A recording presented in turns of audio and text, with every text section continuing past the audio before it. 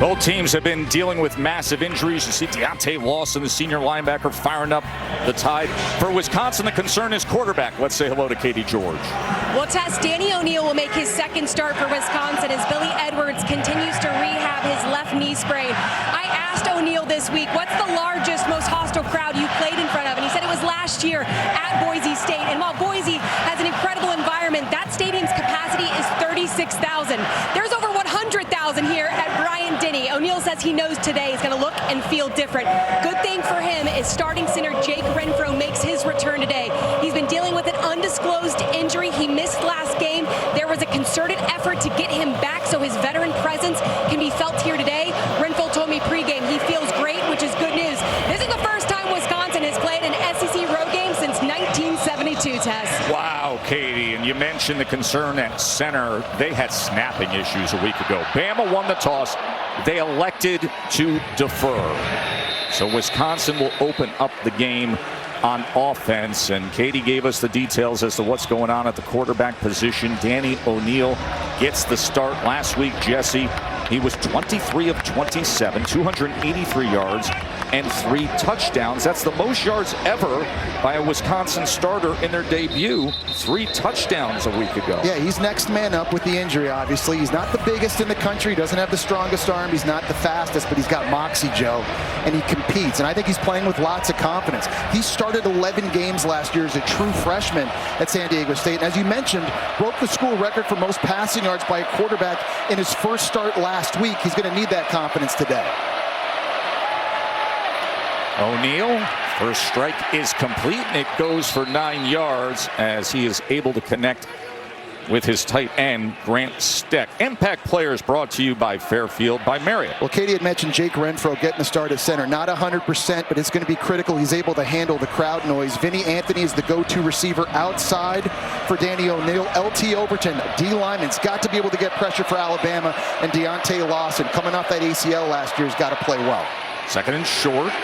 And they'll keep it on the ground with Dylan Jones, who will have the first down for the Badgers. And you know, Wisconsin wants to run the football inside against a banged-up Alabama defensive line. Their starting nose guard, Tim Keenan, out. The backup nose guard, Jeremiah Beeman, out for the year with a knee injury. So they're starting big number 90, London Simmons, only a true freshman.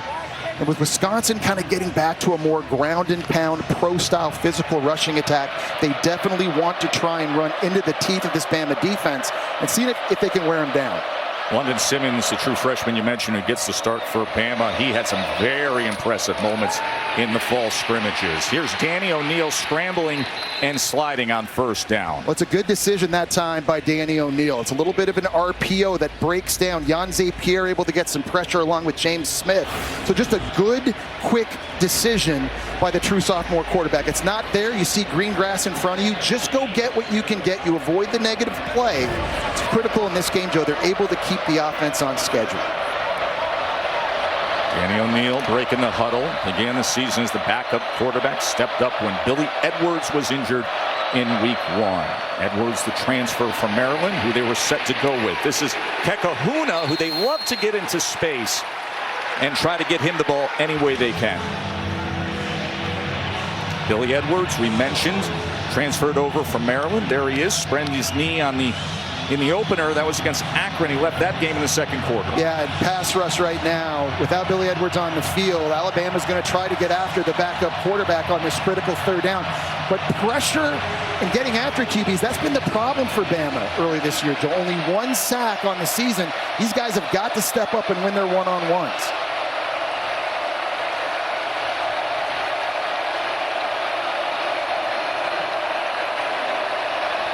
Third down and 4. O'Neal goes on the in-cut to Chris Brooks, who has the reception and just past midfield for a first down. A flag is down. We will check on that. Tim Barker from the SEC heads up this crew. Pass interference. Offense, number 2. That's a 15-yard penalty. It is third down. See those 2 receivers to that side, Jesse. It opens things up for Brooks. Yeah, it was Kekahuna going downfield and actually getting a block on Damani Jackson right here before the slant comes underneath. And that's the illegal play by Wisconsin offensively. If that had been clean, that might have been a first down, but sets them back now in a big 3rd and long situation. And again, with Jake Renfro at center not being 100% healthy in this one, you know Alabama is going to try to do some stunts and twists in the inside of their defensive line, try to get some movement. They've got big James Smith lined up across from Renfro right now. So after the penalty, it negates the would-be first down, makes for a 3rd and 19. O'Neal feeling pressure, and he is taken down and sacked. And that is the first sack of the season for the talented LT Overton. He probably had his best game of his Alabama career against Wisconsin a year ago. He's going to win inside. The running back's going to try to get the block. He's able to beat the double team and get home and get the sack. We talked in the open. Alabama's stars have to be stars. And this is one of their biggest stars, LT Overton, getting a big sack. Atticus Bertram's on to punt away. And it is a low line drive fielded at the 30 by Cole Adams. And with that, he is able to get a little bit of a return. And we will say hello to Ty Simpson. The whole nation saw the struggles against Florida State, but then last week against UL Monroe, 17 for 17 passing, which means he's 3 away from breaking the all-time Alabama record held by Mac Jones in 2020 of 19 consecutive completions. That was a pretty good day. He's mobile. That's going to be critical, I think, in this game. The number 2 ranked dual threat quarterback coming out of high school. We've seen early this season, he can extend plays, he can scramble, and he can create. Wisconsin has a really good pass rush. Speed coming off the edge. It's critical. I think Simpson's really good when plays break down. Going to start the day on the ground with Kevin Riley. Remember, Jam Miller, the would-be starting Alabama running back, has been out so far this season. Take a look at the Fairfield impact players. Christian Allegro, a middle linebacker, 6'5", 240, surveying that middle of the field. Ryan Williams back from injury is critical for Ty Simpson's success. And then Jeremy Bernard really has been Mr. Consistent. He's been the go-to guy, and they find a lot of different ways to get him touches in this offense. Christian Allegro is an amazing football career path. We'll detail that in just a little bit. Flag comes in right at the snap. So there's some movement.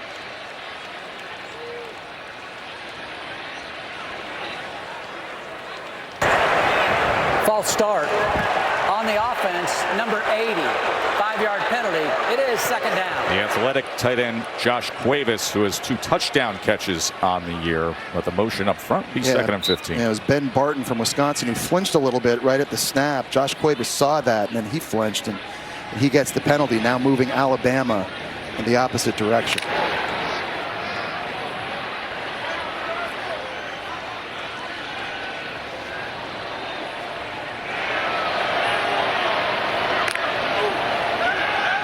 Simpson to pass. And the completion streak continues as Kevin Riley takes it ahead. All right, so now a 3rd and obvious passing situation from Alabama, and here's where you got to be careful because Wisconsin has some dudes coming off the edge that can get after you with speed. Mason Reiger on one side, Sebastian Cheeks on the other, and against these tackles, it's going to be a tall order for Alabama to keep Ty Simpson clean. 3rd down and 9. Simpson 18 for his last 18. Can he convert on 3rd and 9? Trying to keep the play alive. He's going to try to run for it, and he's going to be short of that line to gain as Tackett Curtis, the linebacker for the Badgers, runs him out. And a big decision now coming for Kalen DeBoer, setting up 4th and short. You're just shy of midfield on your opening drive. What do you decide to do here? And it looks like Alabama's going to go for it, Joe. They're bringing out Richard Young, a big physical running back now in a short yardage situation. Now he's coming back out, and you've got Kevin Riley, the freshman, going back in. So a little bit of a substitution issue at running back here. It'll be interesting to see what Bama decides to do. This is a 4th down and 2 from their own 46. Riley motions back in, 4th and 2 on their opening drive. Simpson to pass for it. Trying to find an option on 4th and 2, and it's incomplete, as the intended target was Jeremy Bernard. So Ty Simpson falls 1 short of tying Mac Jones' completion record in Alabama football history. He just went 18 for 18 before the incompletion on what was a 4th and 2. It's a turnover on downs, and Wisconsin will take over on the plus side of the field when we come back to T-Town.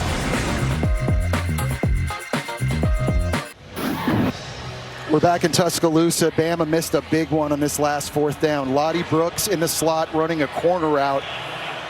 Ty Simpson just never stuck with him. Started that way. There is nobody behind in the Wisconsin defense. That would have been an easy touchdown, and instead now Wisconsin takes over in Bama territory. Yeah, that was the first time this season Bama hasn't scored a touchdown on their opening drive, but man, oh man, does the defense help out. Intercepted Alabama. It's Bray Hubbard with the pickoff. A really nice job of Bray Hubbard this time, just watching the quarterback's eyes. He gets a bit of a jam on the Wisconsin tight end, and he's able to get into his zone drop. He's playing over here. He's watching back at the QB after the jam to get up underneath the route and make this interception. Bray Hubbard, a former high school quarterback, had 3 picks at the end of last year when he started the last 6 games taking over for an injured Keon Sabb. He has made such a difference on this defense because of the takeaways, and that now the 5th turnover for Bama's defense early this year. So Bama right back out there on the field offensively. Richard Young gets the carry as he goes ahead near the 40-yard line, tackled by Curtis. So the turnover on downs immediately wiped out with the interception. Yeah, you got to give the defense so much credit in that situation, Joe, because in a sudden change situation like that, oftentimes defenses come on, you're on your heels, you're worried about a shot play, but give Bama defensively a lot of credit for just staying composed, and Bray Hubbard doing exactly what he's coached to do in that zone drop, making a massive play, giving it back to the Bama O. 2nd and 9. It's Young again, and that defensive front, we mentioned how good they are against the run. They have been outstanding. They've only had 1 rush allowed of 10+ yards coming into this game. That's number 1 in FBS. Well, the defensive line is without question, I think, the strength of Wisconsin's defense. They can stop the run. They're big, athletic, physical. They're deep, but they can also get pressure on the quarterback with just 4 guys. And you're going to see a situation here on 3rd and long. Alabama's got to really be careful how they protect this, especially trying to help their right tackle, Wilkin Formby. You see right now Daniel Hill, their big running back, lined up to the right side potentially to give chip help right here. 3rd down and 9. A-gap pressure gets picked up. Simpson downfield and gets it complete to Ryan Williams. Didn't play a week ago. Was concussed late in the game against Florida State. They're so happy to have him back. What a great job by Daniel Hill in blitz pickup. He's scanning all the way across to see where the blitz is coming from, and he finds it coming right into his kitchen with Tackett Curtis, and he just stones it at the line of scrimmage, and that allows Ty Simpson to step into that throw and complete to Ryan Williams. 24-yard reception by Ryan Williams. Now they work the other side as they get it to Jeremy Bernard and Jesse. Jeremy Bernard, that has been the go-to target early this season. 10 of his 11 receptions have gone for a 1st down or a touchdown coming into today. On one side for Simpson, you got number 5, and then how nice is it to have Ryan Williams back on that last play, 3rd down. Really great job with the route running, being patient. He is an explosive play waiting to happen. He's so fast, he's sudden, he's got great body control. These are 2 guys that they just want to feed as often as possible in this game. 2nd and 5, short pitch to Riley with a blocker in front, but unable to keep his balance to take advantage of Gino Vandermark's block. Katie?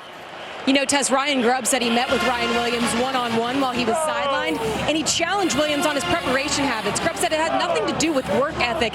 It was more about being intentional with everything he does on the field, and Williams agreed. He needed to be more detailed in his play. An example would be looking the ball all the way in on a catch to secure it. Little details like that have a big impact on play and production, and Williams recognizes that. Yeah, and Katie, the good news was even though he had 3 drops against Florida State, they threw his way 11 times. That's easily the most he's ever had in a game at Alabama. So they are featuring him early this year. They got to keep doing that. 3rd down and 2. Simpson sprint left.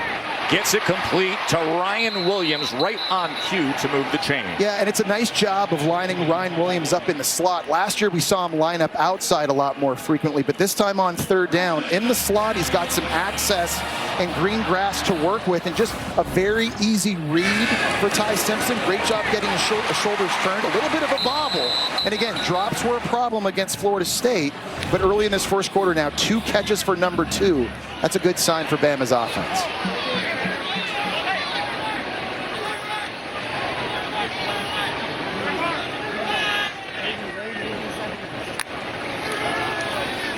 Simpson on first down gets the ball out quickly. This is Brooks. Lottie Brooks is a very good-looking true freshman. And a really receiver. good job by Simpson that time at the line of scrimmage. You heard him saying, alert, alert. Ty Simpson changed the play at the line of scrimmage because of the coverage the defense was in. He knew he had an easy pitch and catch to Lottie Brooks. You see him touching the helmet, alert, alert. Receivers, linemen doing the same, so they're all on the same page. That's what you call a stick route to the outside. They can complete that in their sleep. 14-yard reception. Lottie Brooks.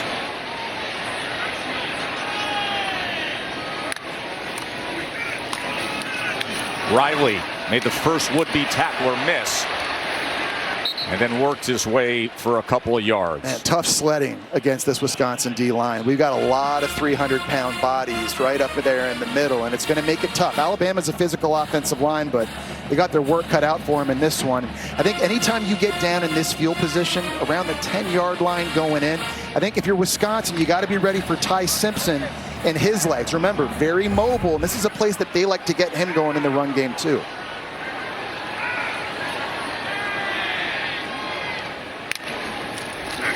Second and 8. Simpson going to try to do it on his own as he works it down to the 4-yard line. It'll be third down from there. Can get a first down at the 1-yard line. It would be so big for Alabama to be able to pay this drive off, right? Obviously, you missed on fourth down really early. Your defense gets it right back to you, and now you're marching down the field, and you find yourself down here on the goal line. We talked about all these receivers and these weapons, and Jeremy Bernard and Ryan Williams. Josh Cuevas at tight end, also a guy that has 2 receiving touchdowns this year from the tight end spot. Right now lined up all the way down here at the bottom of the field.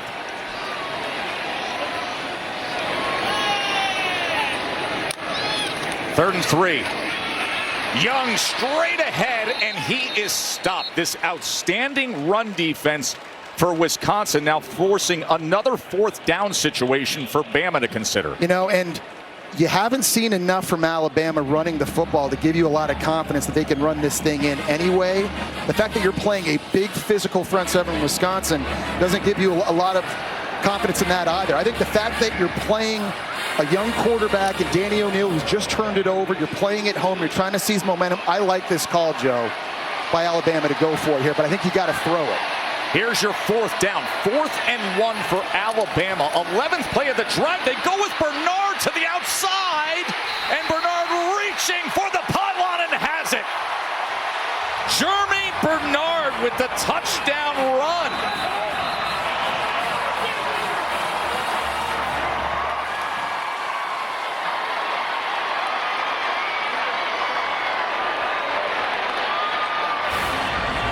Taking a look here again, if Jeremy Bernard was able to stretch this over. It looks like he absolutely did. He just showed you his speed getting to the outside there. The progressive pylon cam getting a really good look at this here. Oh yeah, ball crosses over with the right hand. And keep in mind, even if it didn't, it would have been first and goal. Yeah. I'll tell you what, though, I think Alabama maybe got away with a hold in the end zone that time by wide receiver Isaiah Horton. There's a little bit of a tug on a block that I don't think the referees caught. Be interesting if we could get a chance to see that again. So that was an 11-play, 61-yard drive. That on 4th down, they go with their dynamic receiver as Connor Talty gets the extra point. The touchdown run by Jeremy Bernard. Well, it's a great scheme getting Bernard in the backfield. Again, you're just trying to find ways to get him going this way. Keep your eye on Isaiah Horton right here, downfield getting a block, though. Initial block looks good. There was a little tug, I thought, right there with his left hand. Didn't get called. Bama's in. Early touchdown. The gamble pays off. Right now, the Tide rolling early in Tuscaloosa.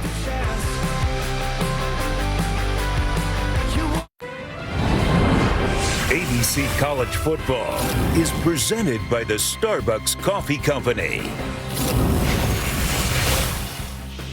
Georgia's won 8 straight against Tennessee. That's coming up. And then Florida LSU, which, of course, everybody thinks back to the 2020 game and the shoe toss in that classic 37-34 win by the Tigers. SEC all day on ABC, presented by IHG Hotels and Resorts. Georgia, Tennessee coming up next. And then Saturday Night Football, presented by Capital One. The Gators taking on number 3 LSU. So Bama just had their second longest drive of the season. 11 plays, 59 yards. Bernard had the touchdown run. Wisconsin on offense when we return. The college football playoff begins December 19th and concludes with the national championship January 19th on ESPN. Jesse, as we prepped this game all week, it was tough to get these images out of our mind. The bad snaps a week ago by Wisconsin without their starting center. Well, they've had a lot of injuries up front. So Kerry Kadanko took over against Middle Tennessee, and it was an adventure every time they were in the shotgun formation. And so Jake Renfro back starting. He's not 100%, but I like the call just to get the simple things executed and to do it in a hostile environment. Yeah, in front of over 100,000. They go with a counter on a short pitch on the inside, as that was Darian Dupree with the carry, but hard to find anything. Gets back to the line of scrimmage. Well, Joe, Wisconsin hasn't had any continuity up front on their O-line this year. Their left tackle, Riley Mahlman, started the season as a right tackle. Their right tackle, Emerson Mandel, started the season as a right guard. Their right guard's a redshirt freshman. He's only in his second start. In the center, we mentioned Renfro, not 100%, and it's just really hard to score points consistently if you don't have that chemistry and continuity week in, week out with your 5 best guys up front.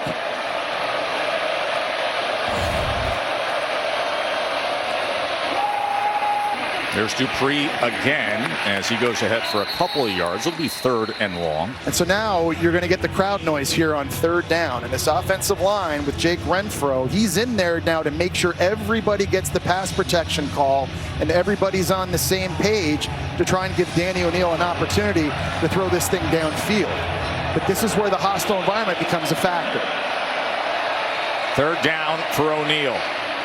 And he gets it complete to Dupree, who came out of the backfield. It's a 1st down, Wisconsin. Wisconsin's 2nd first down of the game. And I love that, the quick snap that time, catching Alabama off guard. The crowd noise isn't going to be a factor if you just get this thing snapped quickly on the wheel here. Linebacker late, getting to the outside. That was Nakai Hill-Green. He wasn't ready for the snap, and Danny O'Neal held on to it just a tad long, but still able to fit that thing in to Darian Dupree, and they moved the sticks. 12-yard completion from Danny O'Neal.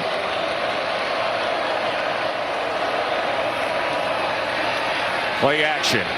We'll get it back to Dupree, and Dupree is wrapped up immediately by Deontay Lawson.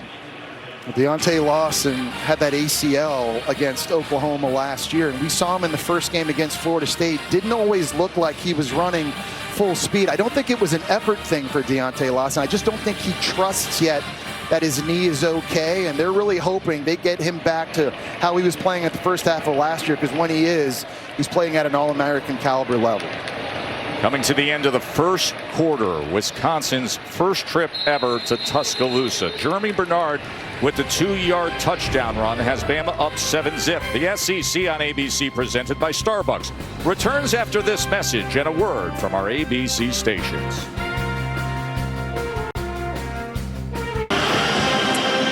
Tuscaloosa, where Deontay Lawson will tell you the Alabama standard deals in accountability. Ever since the Florida State loss, he said players are more comfortable saying what's uncomfortable. Guys have more urgency in the film room. They're speaking up. There's an intensity during the week of practice leading into games. Lawson said he can't just show up on Saturdays and expect to win. Winning comes from Monday through Friday, and there's been a better commitment to these past 2 weeks, guys. Yeah, Katie, he turned to you yesterday and he said we have to play fast and free, and that's what they do right here as Quay Russaw comes in and tears down Danny O'Neal.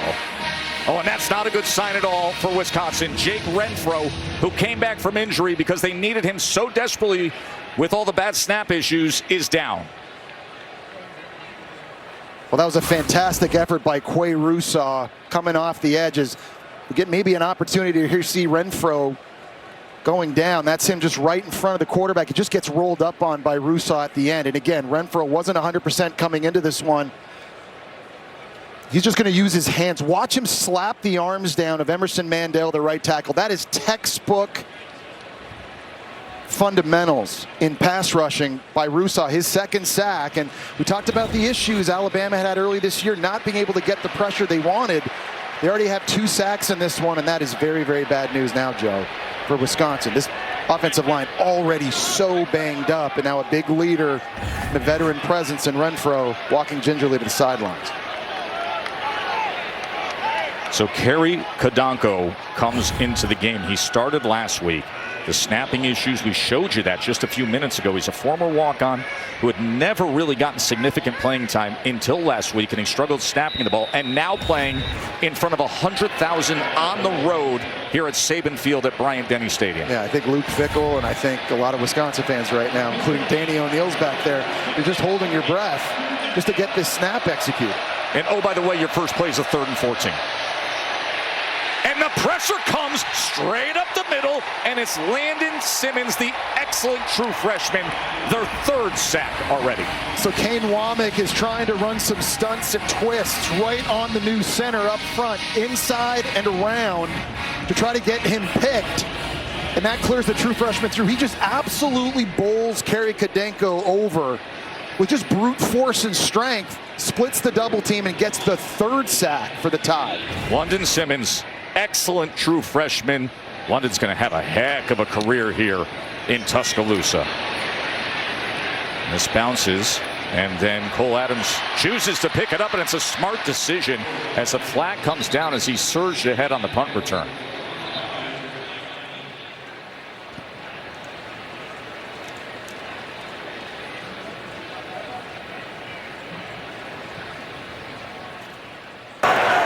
During the return, holding return team number 2, 10-yard penalty. It is first down. Well, we talked about Ty Simpson and sort of the ups and downs against Florida State. I thought he did some really nice things. On 3rd and 11 here, using his eyes to hold the linebacker and safety in the middle of the field, opening up the curl route to Bernard outside, ball out in about 3 seconds. They get the first, but then later in the game, 4th and 7, you got to have awareness, and the pressure is going to force him outside the pocket. Great job showing the athleticism, but you got to know where the first down marker is. You just run, you go pick this thing up. Instead, you try to throw it to Ryan Williams. It's an errant pass, and you miss it. And then we saw an early 4th down today with Lottie Brooks here in the slot. His eyes start there. He gets off it a little bit too early, and there was a touchdown pass to be had. So certainly learning moments again for Ty Simpson. Play action. Simpson, quick strike, complete to Josh Cuevas. And that's nice. That time having his eyes in the right place and playing on time. Ball comes out early. He negotiates the defender with the throw. When you've seen Ty Simpson play on time, when his eyes and his feet are together, and he's hitching and getting the ball out quickly, he's looked really good early this year. 2nd and short. He's going to pass again. Pocket. Breaks down, and he's taken down. And coming up with it is Christian Allegro, who grew up in Darien, Connecticut, was a massive lacrosse recruit, committed to Navy, went to prep school as a post-grad, and has turned into one of the great sleepers. And Joe, he completely ran Richard Young over. Watch this. 250 pounds, bowls him right over on his way to the quarterback. It's a huge negative play.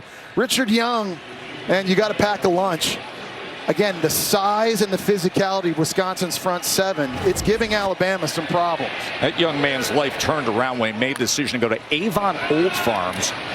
And lacrosse went away, and football became his focus, and he has emerged as a star. Isaiah Horton with the reception. And it's really impressive, too, because to learn to play the position and all the footwork and learning, it's not just see ball, get ball. But Personal foul, roughing the passer, number 22. On the defense, 15-yard penalty from the end of the run, first down. They're going to tag Mason Reiger, the outside backer for Wisconsin. Yeah, he was running on a loop inside here, and he's just got to be able to pull up. Ty Simpson gets that ball out. That's a huge penalty. After 2 really good plays by Wisconsin's defense, the Louisville transfer Reiger can't believe it. Luke Fickell upset about it as well. Bama now all of a sudden on about the 43-yard line after that costly mistake. You know, that was one thing Wisconsin did so great a week ago, Joe, against Middle Tennessee. They didn't have one penalty the entire game. They play very smart and normally very, very disciplined. Yeah, clean otherwise beyond the bad snaps that we showed you earlier. And now obviously the penalty here sets up Alabama to be on the march in Wisconsin territory. Simpson off play action, drives the ball downfield, and it's Bernard. Here goes Jeremy. Touchdown, Tide. scored on the ground, and now a 43-yard reception for a score.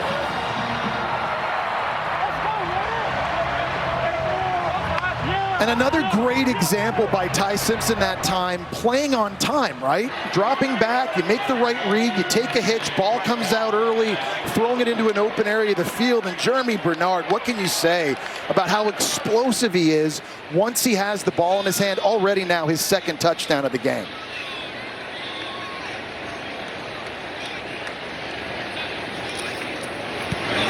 Now they got Ryan Williams back this week after the concussion, but it's been Jeremy Bernard who's been their most consistent playmaker this season. And I love this setup here. You're running a clear out, and you're running a clear out, and the guy you're watching is Bernard outside running the into the open area of the field. Watch Ty Simpson after the fake. 3 steps, hitch, ball's out now. Clean pocket, accurate throw, giving Bernard an opportunity to advance this. I think the biggest positional advantage Bama has in the game is at wide receiver, and it's showing up now. Bama, 14-zip early.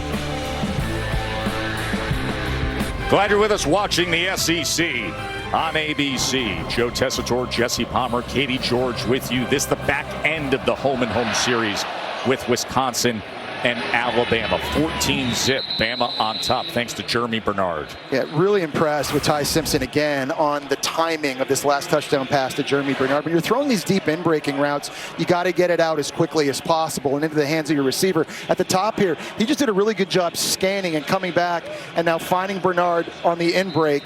Just a little tiny hitch, ball comes out quickly, and again, when Ty Simpson is playing on time, good things are happening for Alabama throwing the football early this year. All right, here's a major story now developing for Wisconsin. That is number 50, Ryan Corey, the redshirt freshman, the third string center. Jake Renfro, who was not 100%, was put into action today because they had such issues with bad snaps a week ago as Jones takes it ahead and gets driven back by Justin Jefferson.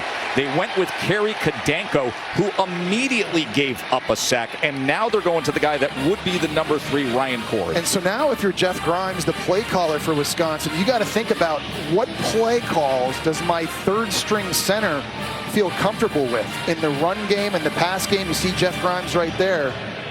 He's having to look at his play sheet and potentially eliminate a lot of stuff that this third string center, Corey, hasn't repped in practice. 2nd and 9, Danny O'Neal.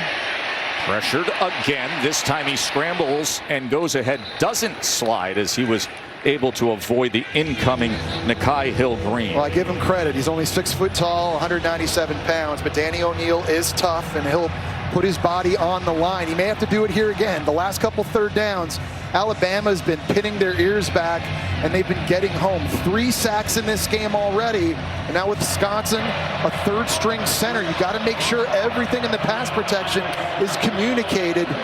You got to execute this with this crowd noise. This is rough.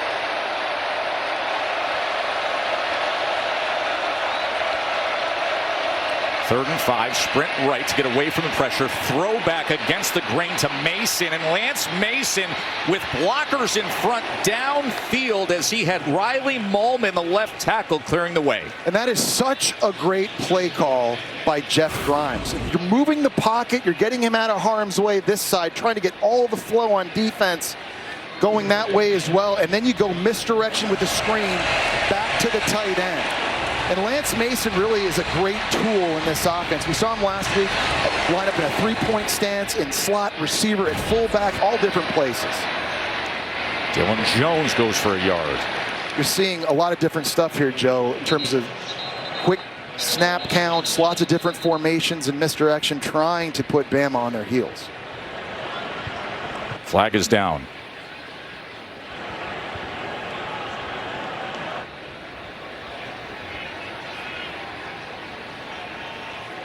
I think Alabama had too many guys on the field. Tim Barker's going to clean it up for us. Coach DeBoer, second season here. Of course, 9-4 a year ago, and then the opening week loss to Florida State on the road this season.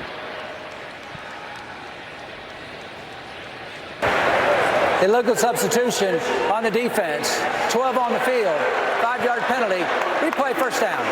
Well, Jeff Grimes going with a quick count, getting everybody at the line of scrimmage, did not give Alabama an opportunity to substitute. So a nice job by Grimes here on the last 2 play calls. Again, he's having to dig into that play sheet and start thinking, okay, I'm going to have to be a little bit more creative now with the injuries at center to try and find ways to move the football, but they're having success. This is about as good as Wisconsin has looked on a drive here all game.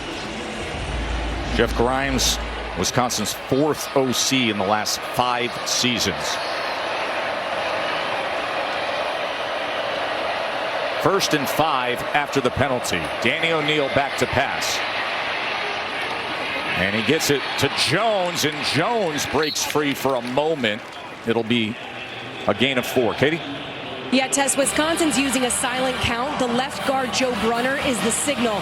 When he shoots his right arm out, that tells Ryan Corey Danny O'Neal is ready, and then the snap's on the center. Something Jake Renfro was very comfortable with. He's still in the injury tent, guys. Well, Katie, Joe Brunner is the only offensive lineman for Wisconsin that started in the same place all 3 games so far. And he's a guy who has a lot of experience. So if there was one guy to handle that mechanism, that's the guy you want doing it. But you're seeing a lot of motion now and extra offensive linemen now moving pre-snap too. A lot of creative stuff. 2nd and short. This is Yakameli on the carry. He's going to be close to that line to gain. LT Overton came up with the tackle. Now that Jeff Grimes is here at Wisconsin, this really is a pro-style offense, especially when it comes to running the ball. Multiple tight ends, fullbacks on the field. You're under center, I formation. They want to possess the football, own the clock. And Joe, they want to wear you down, and not having a ton of success running it early. You see last year in the 12 personnel percentage with multiple tight ends, much different than this year. This looks like offenses you see on Sundays. Grimes was with Kansas. They were 13th in FBS in rushing. He had been at Baylor earlier. They were top 10 back in 2021 when they went to the Sugar Bowl. Here's Kekahuna on the jet, and Kekahuna takes it inside the 40-yard line. There's a flag down at the 48. I think it's going to be Joe Brunner, legal hands to the face, knocking the helmet off of a D lineman for Alabama. I think it was LT Overton he was going up against.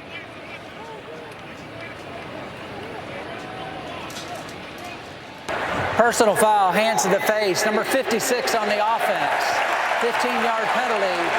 First down. Number 22 may remain in the game for Alabama. He stays in the game because it was the penalty that caused his helmet to come off for Alabama and Overton. But these costly penalties, Joe, for Wisconsin now on both sides of the ball here recently, they are just killing Wisconsin. Luke Fickell cannot be happy.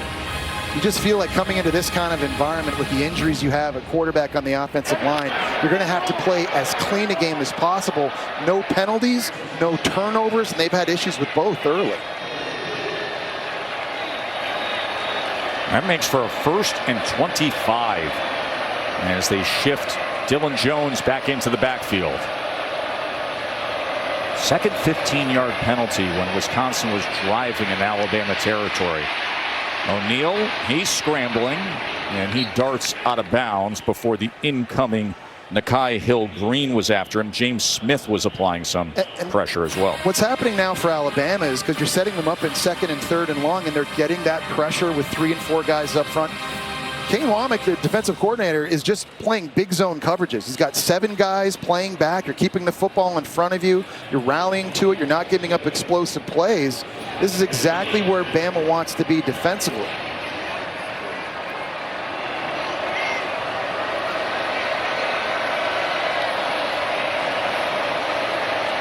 Second and 21. They go with the reverse. Henry, the end around by Henry. Oh, he took a big hit near midfield from Bray Hubbard, who had the interception earlier today as he finds the tackle on the end around. I got to tell you, I'm really impressed with the eye discipline that Alabama is playing with against these jets and these reverses. You see Renfro right now on the sideline trying to work to see if he can get back in the game. But remember, in the game we saw, Joe, you, Katie, and I, Florida State gashed Alabama with jet sweeps, with reverses. Wisconsin's trying to do it, but Bama's not biting on the eye candy. Their players are playing with great eye discipline. That was classic Gus Malzahn play calling that day. Now what will Jeff Grimes, the play caller for Wisconsin, dial up on 3rd and 18? He'll keep it on the ground with Jones as Jones gets inside the 45-yard line to the 43. And, decision here for Luke Fickell inside the 45-yard line. With the way that you're struggling offensively, looks like they're going to try to play field position and try and pin Alabama deep in their own end. Hopefully get better field position their next time out. We had a great visit with Luke this week. He said, listen, we need to take some deep breaths in this game. Have to battle, but we know we have to weather a lot on the road here at Alabama. Wow. Oh, great special teams effort right there. That was Jaden Ballard on special teams, coming down and pinning Alabama at about the 2-yard line on what is a gorgeous day here in Tuscaloosa.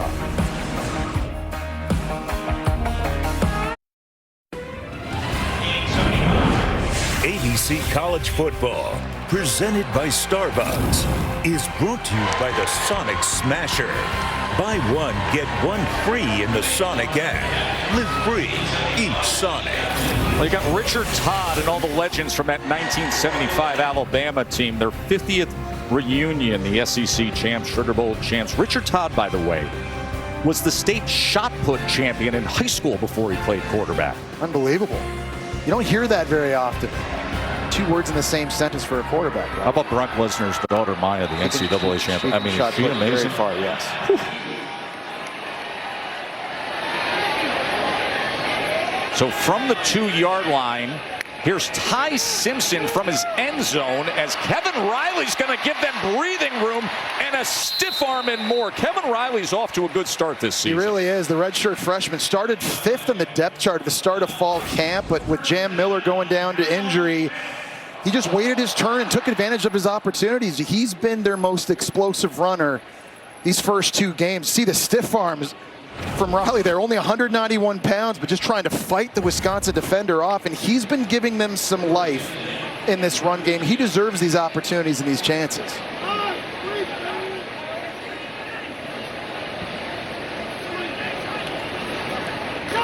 Here's the short pitch. Ooh, as Riley takes a big hit. Let's check in with Kevin in the studio.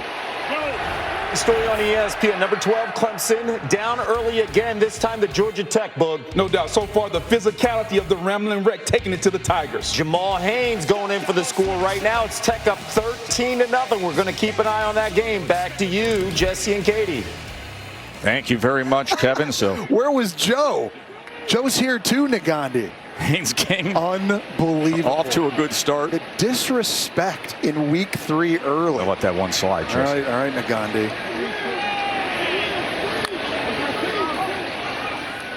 Ty Simpson with the strike to Isaiah Horton. Isaiah Horton's a guy they want to get going in the offense. Big target at 6'4", transfer from Miami. Only had 1 catch against Florida State, but started making some plays last week against Louisiana Monroe. And we already talked about Jeremy Bernard and Ryan Williams, but if they get the big fella on the outside, they get him rolling in the offense too. This passing game, I think, even goes to the next level.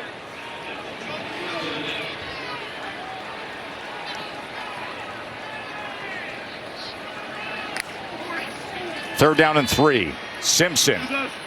And he gets it complete to who else but Jeremy Bernard. It's either a first down or a touchdown every time he touches the ball. It's going to be defensive hold. Oh, there is a flag Wisconsin. down. It was on Isaiah Horton, we just talked about on the outside.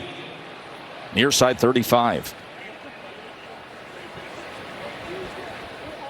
I'll tell you, Ty Simpson is in a rhythm right now. And after going 17 for 17 in their last game, what is he now, 10 of 11 in this one? Holding on the defense, number 6. 10-yard penalty, automatic, first down. You know, I had mentioned this before we went to break. I think Bama's receivers against Wisconsin DBs, I think, are the biggest positional advantage Alabama has. And I think it's starting to demonstrate itself in this game with Bernard, with Williams, and now we're seeing a little bit with Isaiah Horton. You know, when these two teams played last year, Bama hit 4 big shot plays deep down the field. They've kind of gotten away from running the football, and they're deciding to let Ty Simpson just sling it around.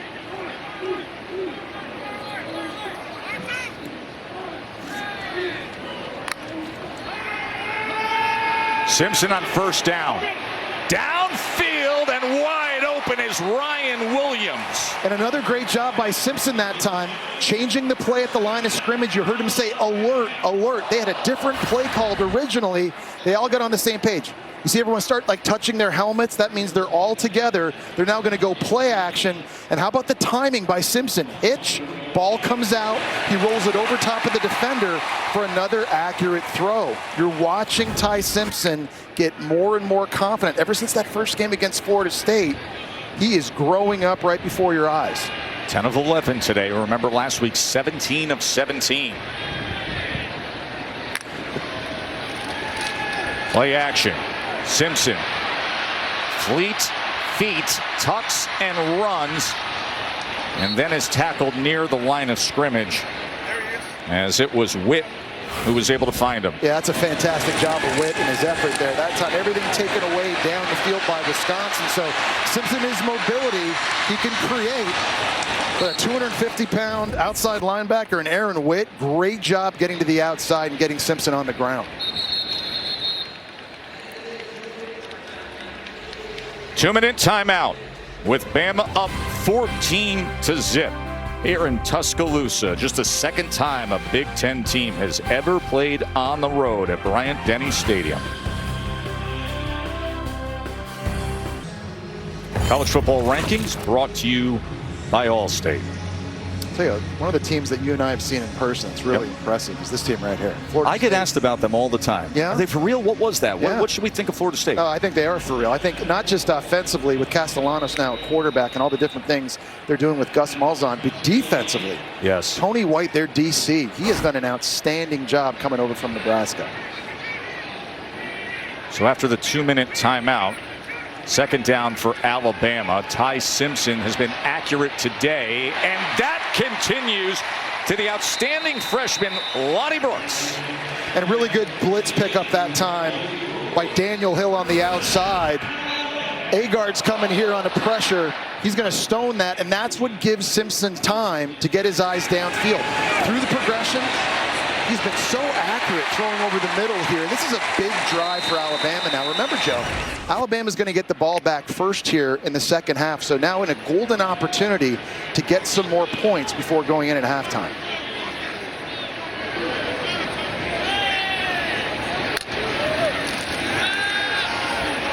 Simpson. Wow. Oh, he remains red hot as he's able to connect with Kevin Riley, his running back. And he fit that football in between three different defenders. That's how you know Ty Simpson is feeling it right now. Watch this. Little corner route. There are three guys around it for Wisconsin.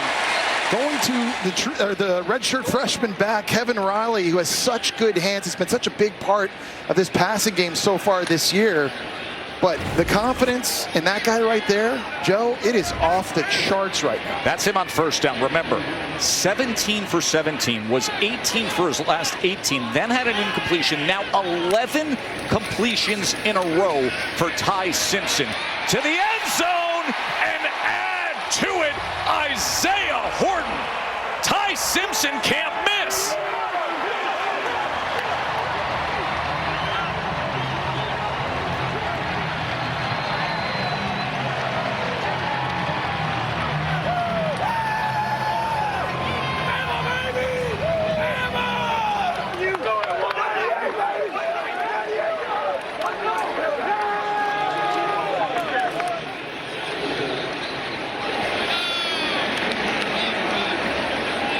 Everybody knows what happened opening week against Florida State. But then Ty Simpson has grown into it, has steadied himself, and is delivering with strikes. And Isaiah Horton, we were talking about him earlier. He's now starting to warm up in this offense. Tremendous route outside. Crosses the defender's face. It was Ricardo Hallman. Accurate throw. It's a touchdown. The ball's barely hitting the ground. Look at the route up top. Gets the corner just to turn his hips for a split second. He puts that 6'4" frame between the defender and the ball. Everything going Alabama's way.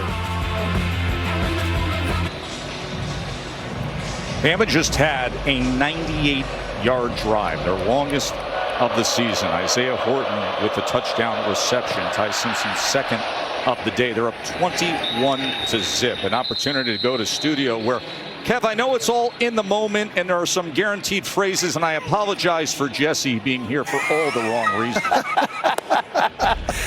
He's our Golden Bachelor host, okay? We know he likes to stir it up here. Booger McFarland, Kevin Nagani here. Coming up on the State Farm Halftime Report, Clemson on upset alert. The highlights going on right now over on ESPN. And Oregon, slow start for them in Chicago. No, but how about Dante Moore, a little flip to Jaden Lamar, a little 5-yard touchdown? Kev, I believe even you could have scored on that touchdown. That would have been very easy for me. Jesse, not so much. Oregon up 10-0 right now. Back to you guys. And just get ready for the most dramatic halftime report ever. Renfro is back in at center. Remember, he left the game earlier. They went down to their number 3 center in this first half. Now Renfro's back. Wisconsin's going to have to regroup here going in at halftime, and they're going to have to figure some stuff out. Down 21-0. Obviously, it feels like they're going to have to throw it around in the second half to have any chance to come back in this one. With all those injuries up front with Renfro, they got to make sure he's okay, but they have to be able to protect Danny O'Neal if they're going to have a shot. Jake Renfro missed last week's game. Talked about, of course, in a setting like this, having to deal with the silent cadence. You see the statistical measures today as Alabama, 212 total yards to Wisconsin's 59. Ty Simpson looked incredible in that first half. Simpson was 13 of 14, 192 yards and 2 touchdown passes. Katie. Thanks, Tess. Coach, Ty Simpson seems to be playing with so much confidence. How would you assess his first half? Yeah, he did a nice job. He's taking care of the football. He's ripping some balls in some windows. Great drive right there by the offense, and obviously it was led by him. Wisconsin's playing a younger quarterback. What do you like about the pressure your defense is applying? Yeah, it's good to see. That's something I know we continue to work on and emphasize, and so getting home and getting him down, that's a big deal for us. Thanks, Coach. Thank you. 21-0. As we get you to the State Farm Halftime Report with Kevin Nagandi and Anthony Darrell McFarland. Thank you so much, a.k.a. Booger McFarland joining us here. 21-0, of course, as he mentioned. And really the storyline is, and Katie talked about it, backup quarterback for Wisconsin and a makeshift line. Third-string center for Wisconsin, and Alabama's taking advantage, something we haven't seen the first 2 weeks. No doubt. Like, what is Alabama known for? They're known for their defense. Against Florida State and through the first 2 weeks, only 1 sack. Right Today there. in the first half, Kev, 3 sacks. Wisconsin only has 55 yards total offense, 11 yards rushing. This is a defense that's been all over the field. And when you think Alabama football, you think making the opposing quarterback uncomfortable. They've done a really good job of that in the first half. And this just feels like Alabama football. The offense will come. It's up and down. But when you can play defense this way, this is what the fans in Tuscaloosa are used to. How important is the game like this, especially in front of that crowd, when you have Georgia in 2 weeks? No doubt, because we know what Georgia's going to be. They're going to be physical. They're going to play defense. Kirby and Nick, the former Alabama coach, they're cut from the same cloth. Yeah. They want defensive football teams. They want physicality, and Alabama's showing that today. That showdown against the Dogs in 2 weeks on ABC Prime Time. And speaking of the Dogs, we will see them in 2 hours in Neyland Stadium. Checkerboard game, Tennessee, Georgia. We're going to hear from Holly Rocky Rowe. Top. Live report from Knoxville after this.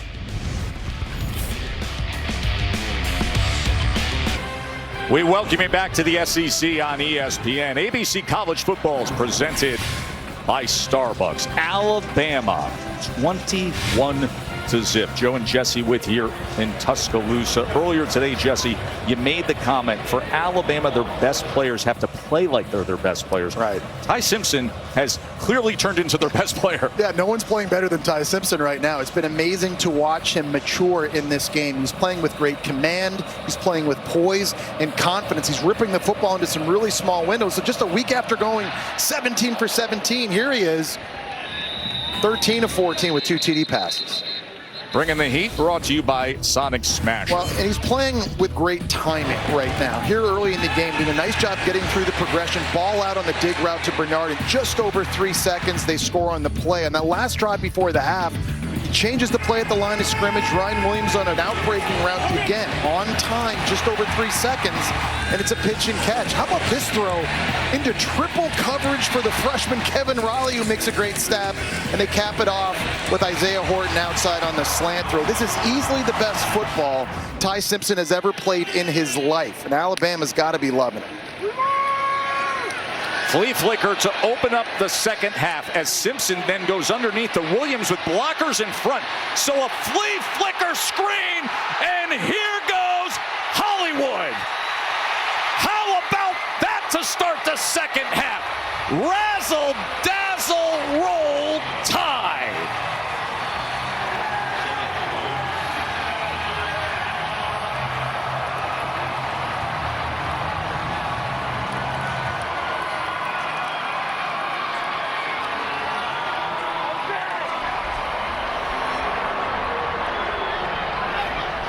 A flea flicker screen, and a flag is down at the end of it. What a play call by Ryan Grubb right out of the gate. A little trickeration screen back to Ryan Williams. Joe, they had all 5 offensive linemen and the tight end blocking downfield on that play.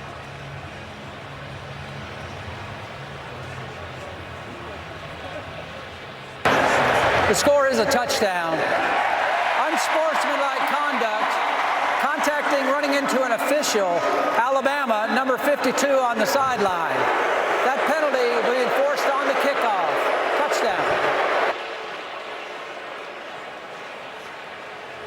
Well, it's all just going Ty Simpson's way right now. That's the easiest touchdown pass he'll throw today. Talking to Caden Proctor there, but everything they are dialing up right now is working beautifully in the passing game, and they are not taking their foot off the gas. You always talk about the last 4 minutes and first 4 minutes of halves. How about Alabama closing out the first half with the touchdown? And then the very first play after the kickoff, they go score. Their longest play from scrimmage this season. An absolutely dynamic play call. Connor Talty adds the extra point. And you're trying to find ways to get Ryan Williams the football outside. I want you just to keep your eyes focused on these guys in here, because all 6 of them end up out on the perimeter of the field blocking for Ryan Williams. It wasn't like it was one receiver and a tight end and we're just trying to pick some guys off. I mean, all the linemen, all this mess, and they're blocking DBs and linebackers, and nobody in Wisconsin wants that in the back end. They're just pancaking guys, steamrolling guys. Caden Proctor, their left tackle. The Caden Proctor block downfield is unbelievable. He's a 366-pound left tackle, and there's Kalen DeBoer thinking, yeah, oh yeah, this looks good. I like it. That's exactly how you want to start the second half. Ryan Williams, concussed against Florida State, didn't play last week. And here today, 4 catches, 124 yards, and a 75-yard touchdown. They are featuring him in this offense. His first TD catch. It's that Mercer game last year, but he's a guy who's getting a lot of different looks and a lot of different chances from Ryan Grubb calling plays, and it's paying off. There's Vinny Anthony on the return for Wisconsin. And it's a good one for Vinny Anthony. The blazing speed, and the Badgers return it.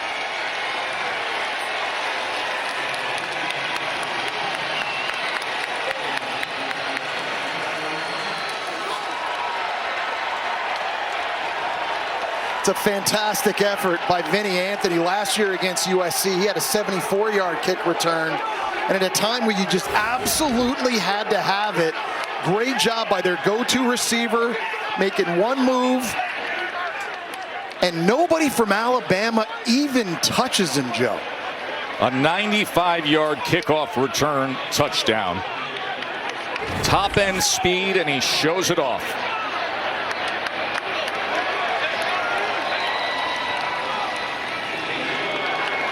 Vinny Anthony gets Wisconsin on the scoreboard.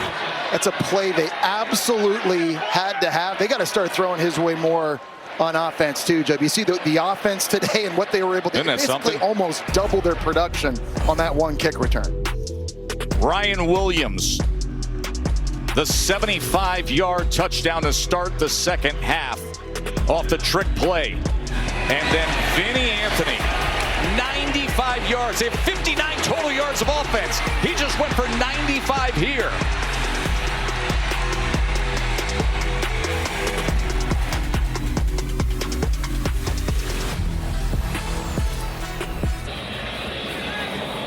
We had 2 touchdowns in 28 seconds to start this second half. Joe, Jesse, and Katie with you here in Tuscaloosa. Can we please go back and see 6'7", 366-pound Caden Proctor? Ricardo Hallman's worst nightmare just came to reality here. 366 pounds is Proctor, going up against Hallman, who weighs only 190, and he absolutely baptizes him in the name of the Father, the Son, and the Holy Spirit. And Ryan Williams is off to the races.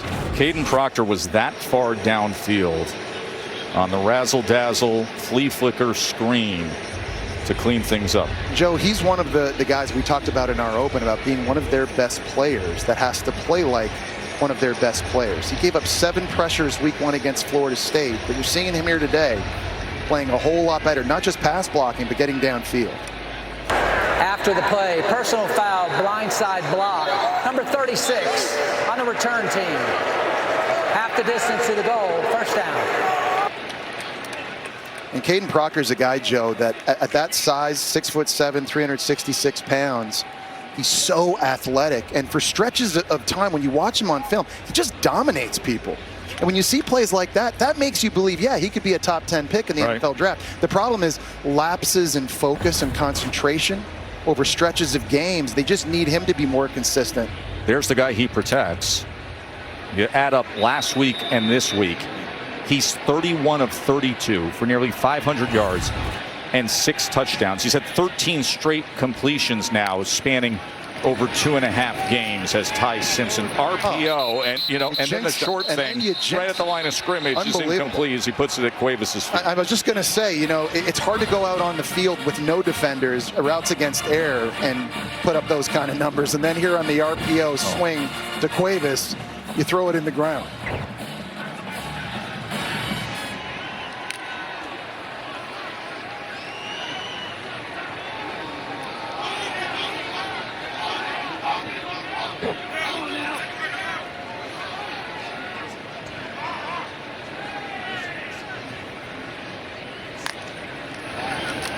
Here's Simpson.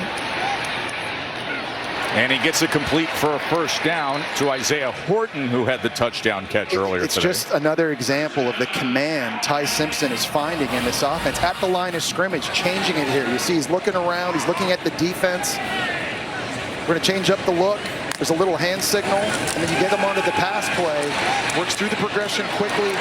He just knows where his answers are, Joe, against blitzes. He's checking the football down. He has yet to turn the football over this year, and again, just feeling more and more comfortable in Ryan Grubb's offense. Play action. Scanning the field, trying to find anything, and now he's going to tuck and run. Makes a move to get a couple extra yards, tackled by Latimer. Katie? You know, Tess, I asked Ty Simpson, you've been QB1 for a few weeks. Are you enjoying it? He said, I love it. I've waited a long time for this. I understand what comes with this job. You get a lot of praise, but you get most of the blame, too. You have to have Gator-like skin to play this position. He said he's learning that there's no need to press. A check down, just like right there, is okay. The first throw in your progression is okay. He said it comes down to disciplined quarterback play. That's his focus, you guys. It is, Katie, as he gets it to Cuevas, had the blocker on front. And, guys, he deserves credit for waiting his turn, too. This was a 5-star guy coming out of high school. And today, if you're a 5-star quarterback and you don't start, you're going in the portal. And there are a lot of quarterbacks out there that are now playing for their 4th different school. He stayed, and he sat 3 years. And then all of a sudden, Keelan Russell, the Gatorade National Player of the Year, comes in this offseason. It would have been easy for Simpson to be like, you know what, man, I'm out. I'm not doing this anymore. He stayed, he won the job and competed, and he deserves credit for that. Keelan Russell came in last week, had a couple touchdowns in that blowout. And Simpson stays alive. Simpson able to get out of all that traffic and then goes ahead for a big chunk play. There have been a few times early this year, Joe, he's been Houdini. Just finds a way to get out of trouble. You got Tackett Curtis, and you've got Tyrese Fearbury just bearing down on him from the left side, and somehow he's able to get out. And you know what, against Florida State, he might have tried to throw that to someone. It may have been inaccurate. That time he's like, look, I'm out here. I'm just going to run. I know where the first down marker is. I'm going to get what I can get and take care of myself. Really good decision. This is such a different quarterback than the one who opened up on the road against now that top 10 Florida State team. Richard Young goes ahead for a yard. You think about his career timeline, Jesse, we were just talking about this. Katie was mentioning it. You're talking about waiting your time. Remember, when he came out of high school, he was a massive recruit, but he came here, of course, to Alabama.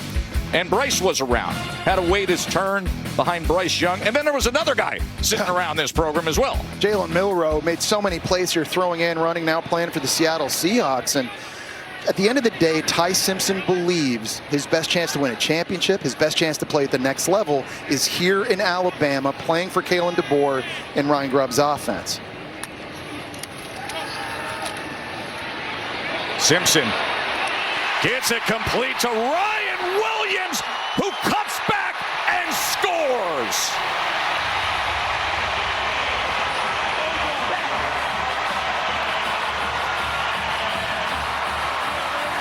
What a massive return for Ryan Williams. And you simply can't coach body control and some of the freakish athletic ability that Ryan Williams has. Do you see that move? Look at this move right here. He just puts Jameer Latimer on skates. Man, his game last year against Georgia is legendary in Alabama football history, and his balance and his body control and his ability to accelerate. But man, having him back on the field for Alabama just takes their explosiveness to a whole other level. Remember that game against Georgia? He had like one of the plays of the year, and he comes back and has his first 100-plus yard game since that Georgia game. He has 5 catches for 165 yards and 2 touchdowns today.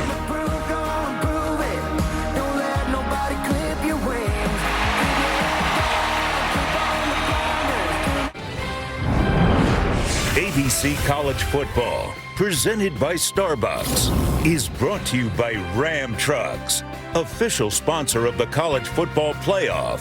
Nothing stops Ram. Guy who went viral this year for carrying a T-Rex stuffed animal, Rhino the Dino, into games. Now he's going viral for his play on the field. Ryan Williams, 165 yards and 2 touchdowns. Remember, Vinny Anthony had a kickoff return moments ago? No chance here. You know, ESPN's got the new big deal with WWE, so the thematic today to get into this big battle between the SEC and Big Ten is a little smackdown. And you think about the top 25, 17 of the teams come from these 2 conferences. Of course, the playoffs last year, the Big Ten had 4, the SEC had 3. When it comes to national championships during this era, SEC with a 6-3 edge, Big Ten the last couple of years. You're going to have Cena versus Lesnar next week, Saturday night. We got right. SEC versus Big Ten here today. I want a ladder match. Oh, you'd be so good in that role.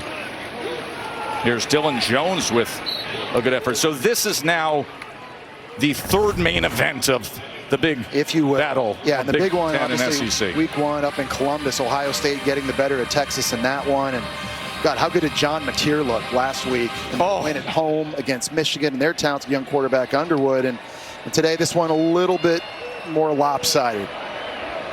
Mateer is something, isn't he? Oh, I think right now, to me, I mean, you know, it's obviously never too early to talk Heisman, but John Mateer is going to be in that discussion.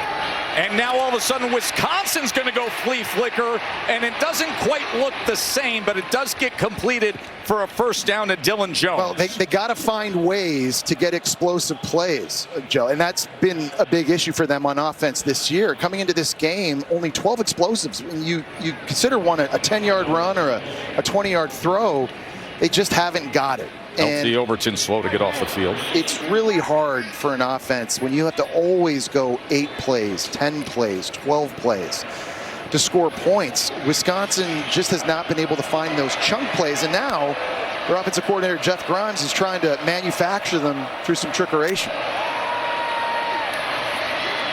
Danny O'Neal has time. He's going to launch it downfield, looking for Anthony, and he can't come up with it. Vinny Anthony, who had the 95-yard kickoff return earlier in this second half, covered by Brown. And that was a great route that time by Anthony. He had beat Xavier Brown in a double move. Watch this. You got to throw this thing downfield now. And it's grossly underthrown by Danny O'Neal. It allows Xavier Brown to recover, and he's able to knock it away. Vinny Anthony is an outstanding receiver, has very sure hands, but a bad throw allowed Xavier Brown to break that thing up. We just talked about the explosive plays they need, and that was a golden opportunity for one right there.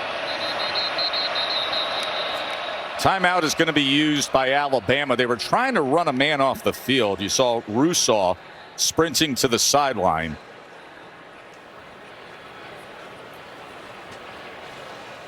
So a timeout is going to be used by Alabama. Of course, it is a big day still to come. Georgia and Tennessee set for you after this. Holly Rowe will be on that broadcast. Joe, Jesse, welcome to Knoxville. This is going to be an epic matchup of two unproven quarterbacks. Who can be calm and collected will be the key to this game.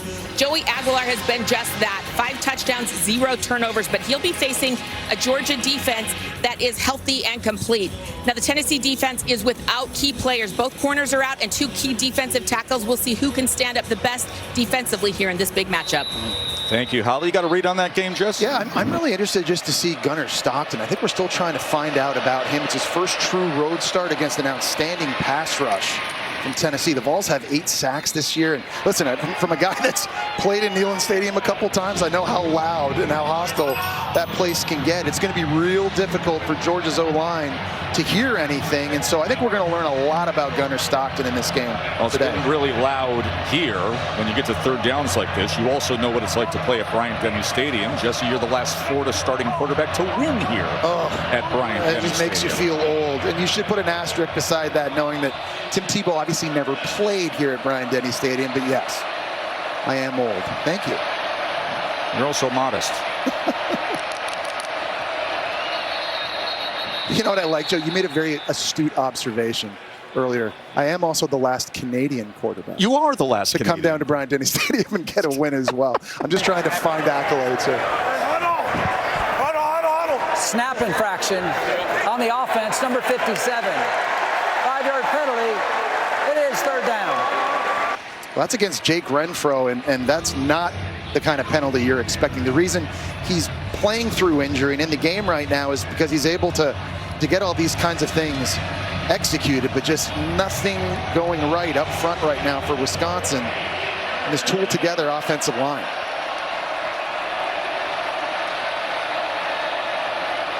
Third down and 8 after the penalty.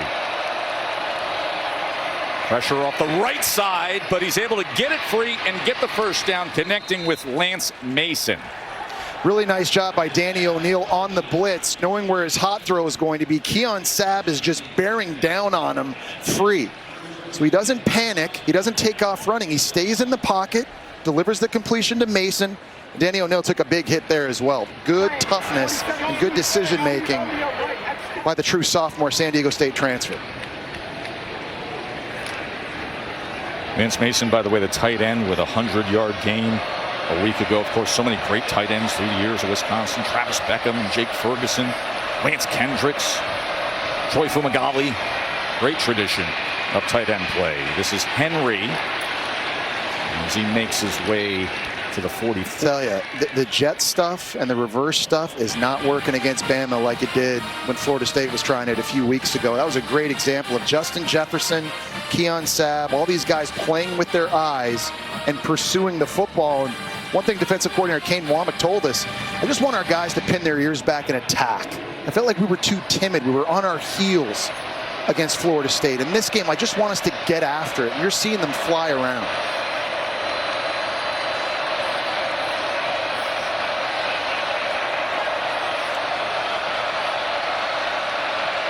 Shifting the formation is Danny O'Neal. Play clock is counting down as he quickly gets it out and does so for a first down to Vinny Anthony. Well, they gave up 230 rushing yards that week 1 game against Florida State. Today, it's a whole different story, and you're seeing guys play more aggressive. It's impressive because you got a nose guard in London Simmons, a true freshman, really at the tip of the spear for this defense. But I also like Kane Womack's dialing up more pressures. Yeah. You saw a safety blitz 2 plays ago, a corner blitz on that last one. He normally doesn't blitz very much at all. But there's a more of an aggressive play calling style we're seeing as well. This time O'Neal keeps it, and it's a good decision as the umpire gets run over at the end of that play right there. At the end of that play, the umpire was run over. That is Jason Yates on this Matt LaFleur. Yeah, and Vinny Anthony's trying to get a block coming from the left-hand side, and then you got Danny O'Neal. They kind of just converge right on the umpire. Man, you got to get down fast. Danny O'Neal got into that second level quickly. Hasn't happened very often, but not the most graceful fall, but he seems like he's okay. He's up, he's back. That's Stan Y, by the way. I'm sorry, the official listing of the crew was misprinted for this game. Wow. I apologize and hope Stan is all right. Darian Dupree on the carry. Well, did you see Bray Hubbard just come up and make that stop? Zero hesitation. You talk about flying around, playing aggressive. He's coming from the left of your screen. There's number 18. No hesitation. Hello, Darian Dupree. Bray Hubbard already with an interception early in this game, but he's making his presence felt. It's about 215 pounds. Plays downhill, big factor, but also in the pass game had an interception earlier today. 2nd and 6.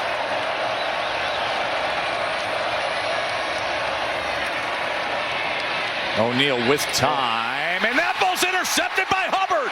His 2nd. You're just raving about him, and Bray Hubbard now with 2 INTs on the day.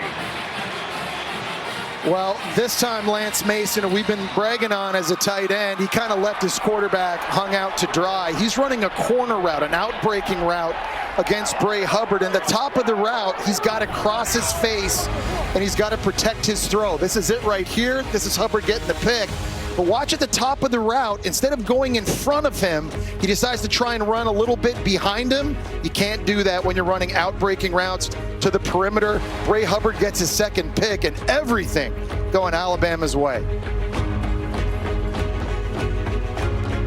Full day here in Tuscaloosa, and a beautiful scoreboard if you're a Bama supporter, as Ty Simpson has been spectacular playing quarterback today. As this is Dre Washington getting playing time. Remember, this is SEC All Day on ESPN, presented by IHG Hotels and Resorts. Jesse, coming up next, it's Georgia and Tennessee. They've won 8 straight in that series. And then tonight, 7:30 Saturday Night Football, presented by Capital One. Florida, can they bounce back in a spot like this against number 3 LSU? They've got the talent, I believe, to win that game, but it's going to be tough sledding. I'll tell you, through 2 games, Joe, I have loved LSU's defense. I know. Weeks brothers at linebacker, Harold Perkins healthy, the upgrades through the portal in the D-line, and Blake Baker's 2nd year calling plays. They look so good on that side of the ball. Simpson has looked so good all day, and it continues with Jeremy Bernard as he connects with him there. Remember, Bernard had a touchdown earlier, both on the ground and with a reception. What a nice job of feeling the pocket here by Simpson. You're going to get pressure from Reiger around the outside. Simpson's got to step up in the pocket. Proctor's trying to ride him upfield. Just gets a piece of him. There's a defender right in Simpson's face, but yet another accurate throw by Ty Simpson. He's able to quicken his feet up and get this thing off and put it right in the face mask of his target.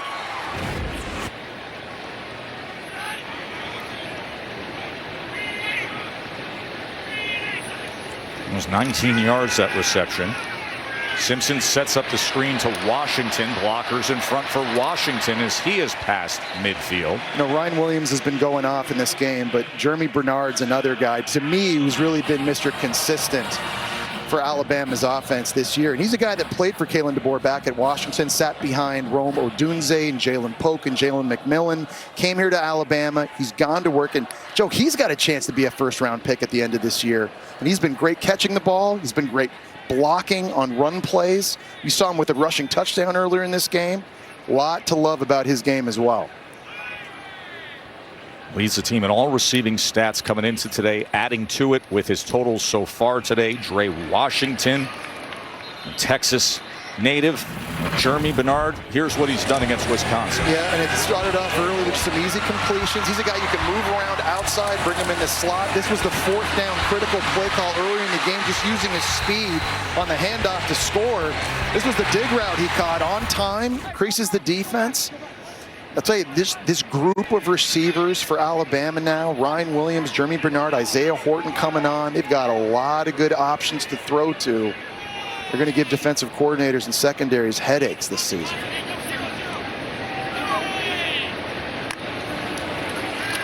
Simpson.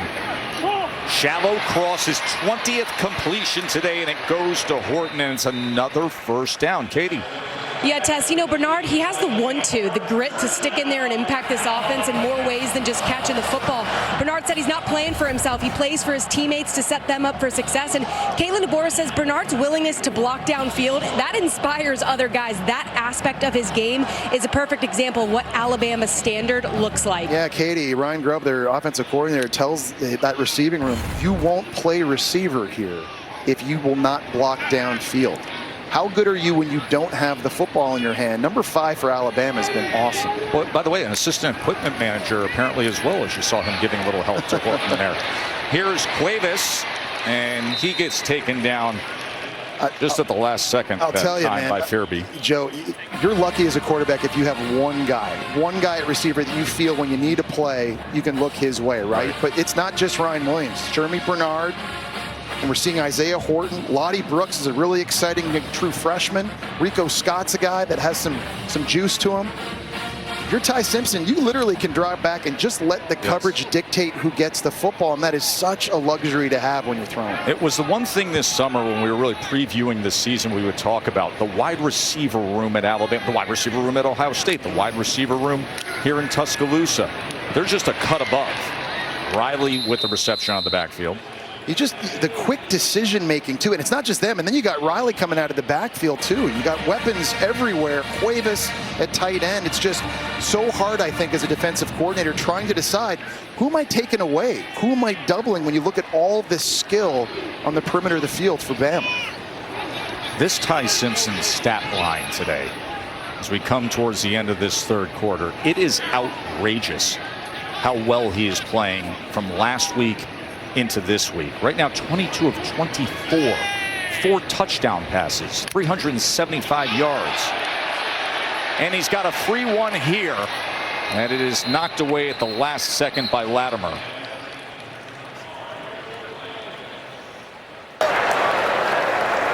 Offside on the defense, number 31. 5-yard penalty results in a first down. JVR Suggs inside with the movement.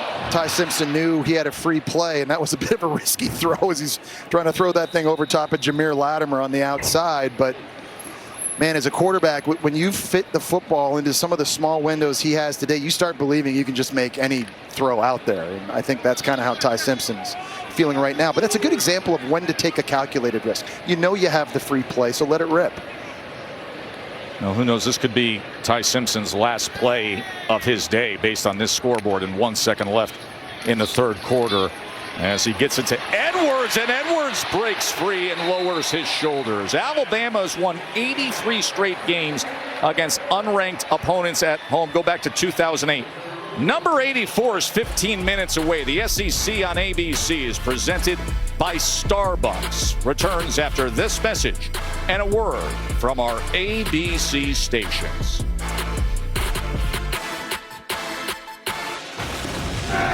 For 20 years, Allstate has celebrated every field goal and extra point made at participating universities by donating to the university's athletic scholarship fund, supporting all student athletes. We always thank Allstate for that. The kind of day they like here in Alabama. Stress-free, come out, tailgate early morning, get your breakfast sandwich, and then you got the whole afternoon and night. To enjoy some great SEC football, too. Yeah, you got Georgia, Tennessee. You got Florida, LSU. Tonight.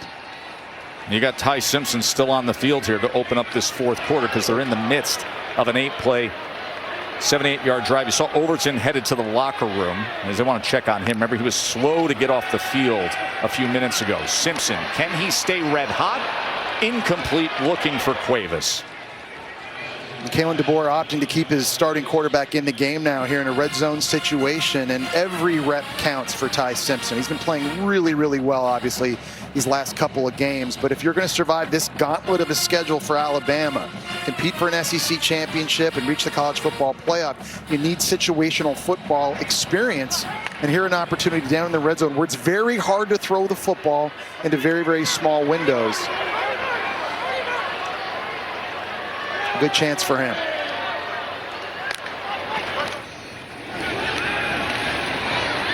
Here's Jeremy. Trying to reverse field. He goes backwards and he's going to lose yardage. A really nice effort that time by Wisconsin's defense, just getting number 5 surrounded and continuing to pursue the football. They're obviously way down on the scoreboard here in the fourth quarter, 35-7, but guys still playing with lots of effort. Mike Tressel, their defensive coordinator, has got to be at least pleased with that. Yeah, Mike just saw Austin Brown make a nice play. The 3rd and goal. Ty Simpson, 382 passing yards, 4 touchdowns. And here's a 3rd and goal. We've got Williams in the slot here. Again, very close to the line of scrimmage. He's got the entire field he can attack from this position, anywhere he wants to go. Simpson to the end zone. Oh, that was right on his hands. Ryan Williams nearly had his 3rd touchdown of the afternoon. And he beat 2 defenders on this post route. And here's what I'll say. The hands and the drops in the middle of the field, that is a question right now for Ryan Williams. Had 3 drops over the middle against Florida State. Ty Simpson hits you in the face with this football. You have to catch it. I think for Ryan Williams right now, I don't know if it's jitters. I don't know what it is, but when he's over the middle of the field, that's where he's having problems, and that's a play he has got to be able to make. So Simpson would have had his 5th touchdown pass of the day as Talty puts it through. Connor Talty with the 33-yard field goal. ESPN supports the College Football Playoff Foundation's Extra Yard for Teachers. And you take a look at where we are here at Bryant-Denny, and not far away, just 10 miles, is Tuscaloosa County High School in Northport. That's where running back Kevin Riley went to school. So he grows up right here in town, goes to school there. You can see it from our perch. And the College Football Playoff Foundation's Extra Yard for Teachers Week, each year it celebrates great teachers across the country who have inspired so many of us. Nominate a great teacher in your community by visiting cfpfoundation.org. Favorite teacher when you were at St. Pius X High School? Madame Bonjour. I'm sorry? Madame Bonjour. That was her What name. a great name. Yeah, which literally means Madame Hello. That's great. Yeah, she was fantastic. I was in French immersion growing up in Ontario, Maryville Public School. Excellent. Yeah, that's right. And it is paying off now in the SEC, boy. Let me just tell you. No doubt about it. Didn't order the duck confit last night, but I look forward to that later. No. Find a few good Bordeaux, I'm sure, somewhere here. Let's go to the studio to Kevin Nagandi. Kev? Tess over on ESPN after throw. BC, back to you. Looking forward to that. You got Tennessee, Georgia. You got Florida at LSU as the SEC on ABC continues all day and night. Dupree with the carry. Real impressed with Alabama's defense and sort of how they've bounced back since that week 1 loss against Florida State. Just watching them, Joey. Think about the expectations they had coming into this year, right? 7 starters back on a unit that's given up just 17 points a game. 4 guys had a chance to go to the draft. They stayed, and it's Kane Womack's 2nd year. Pass rush. This has been the biggest improvement, I think, today. 3 sacks, but there's a lot of expectations for this unit to be one of the best in the nation. They're settling in. Danny O'Neal.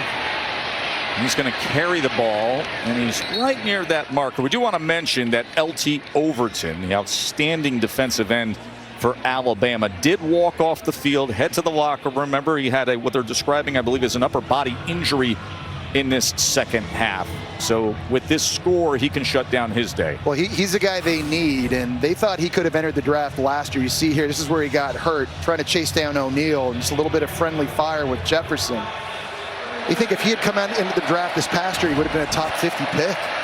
See that shot of Overton walking into the locker room. Simmons just missed O'Neal, and then it's incomplete as he couldn't connect with Chris Brooks. So London Simmons, the true freshman, getting the start at defensive tackle. They just keep reloading the defensive line. He's going up against the center in Jake Renfro, who's obviously not 100%, but you can see the raw talent that Simmons has. All game, he has just been bull rushing whoever's Wisconsin's got at center right back into the lap of the quarterback, and he's their third string nose guard, so it speaks to the depth Alabama has up front.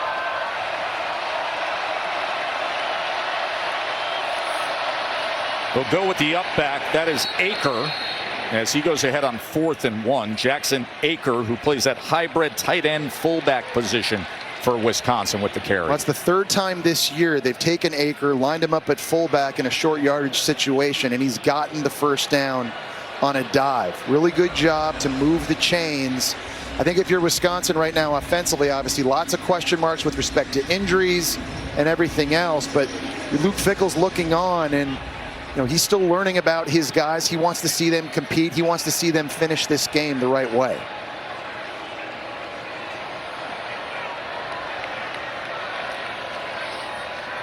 O'Neal on first down. And he's going to have to check down, but it was too high for Dupree. Really nice job by Alabama taking everything away in the back end. I think that has to make you feel better, too, if you're Kalen DeBoer, knowing that the strength of your defense, I think, is still the DBs. 4 starters back from a year ago, and last season they had 17 picks, Joe. So you got guys like Hubbard out there, guys with experience, ball hawks. They can cover man-to-man, they can read the QB's eyes and make tackle in space, and that's critical. So when you look down the schedule, they're going to play Garrett Nussmeier, John Mateer, Lenore Sellers, etc. O'Neal's going to dial it up downfield, but it's beyond the reach of Ballard, and Danny O'Neal was taken down hard at the end of that play. Well, the pass rush right now, unrelenting. It was just after he threw this football. Man, he takes a big shot. That's Isaiah Faga, the redshirt freshman from Phoenix City, Alabama. I mean, Alabama right now has got second and third teamers out there, and these guys are still winning. And for O'Neal, who weighs less than 200 pounds, it's not easy standing in there right now trying to deliver these throws when the defense knows you're going to be throwing it. Remember, the starter, Billy Edwards, sprained his knee in the opener, and it's been Danny O'Neal who has been put to work by Wisconsin, and he is torn down by Pierre. It's another stunting game, and this all gets made possible by Deontay Lawson at linebacker. He essentially picks 2 offensive linemen that allows Pierre to get into the backfield unimpeded and make the sack. Lawson's here. He's coming this way. Both of these linemen run with him. And then around comes Pierre. Pierre's the guy that they think is going to give them the juice this year, rushing the passer. You think to years past, Will Anderson, Dallas Turner, Chris Braswell coming off the edge. They need number 42, Pierre, to be a factor. Bertrams skies this ball down to the 24-yard line. Very good coverage downfield by Wisconsin. It is just a magnificent day here in Tuscaloosa. Sun-kissed and a 38-7 Alabama lead. The Taco Bell Live Más Student Section. Only one student section can claim the title of Live Más Student Section of the Year. Who's going to take home the trophy this year? Reminder, tomorrow's Sunday NFL Countdown gets going at 10 Eastern on ESPN. And you got 2 Monday Night Football games this week. You got Bucks Texans at 7 p.m. Eastern on ESPN and ABC. And then it is Chargers Raiders at 10 p.m. on ESPN.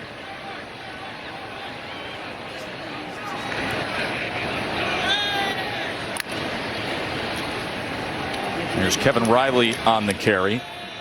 So the double dip of Monday Night Football. Both games are available on the all-new enhanced ESPN app. Katie George, you're going to be working that Chargers-Raiders game out in Vegas, aren't you? Yes, sir. Can't wait. First NFL game. Got any tips? Are you getting there in time for Canelo versus Crawford tonight? That's all you. Do you need ringside seats, Katie George?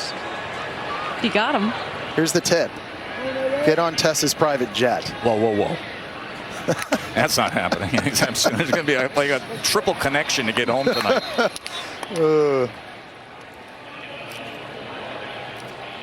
Well, Ty Simpson's still out there now for Alabama, getting more reps. They've subbed out, I think, almost their entire offensive line, just trying to give Simpson some looks. You know what I think is interesting, Joe? Obviously, it's early this season. It'd be interesting to compare Ty Simpson to a lot of other quarterbacks in the SEC. Let's do it. Through a couple games early this season. Just take a look at what that looks like. I think it would surprise a lot of people. Of course, so many came into the season with so much fanfare. Nussmeier, of course, we will see tonight with LSU hosting DJ Lagway. Yep. Here is Simpson. Wow. Oh, man, there's another drop. This time it's the freshman Brooks.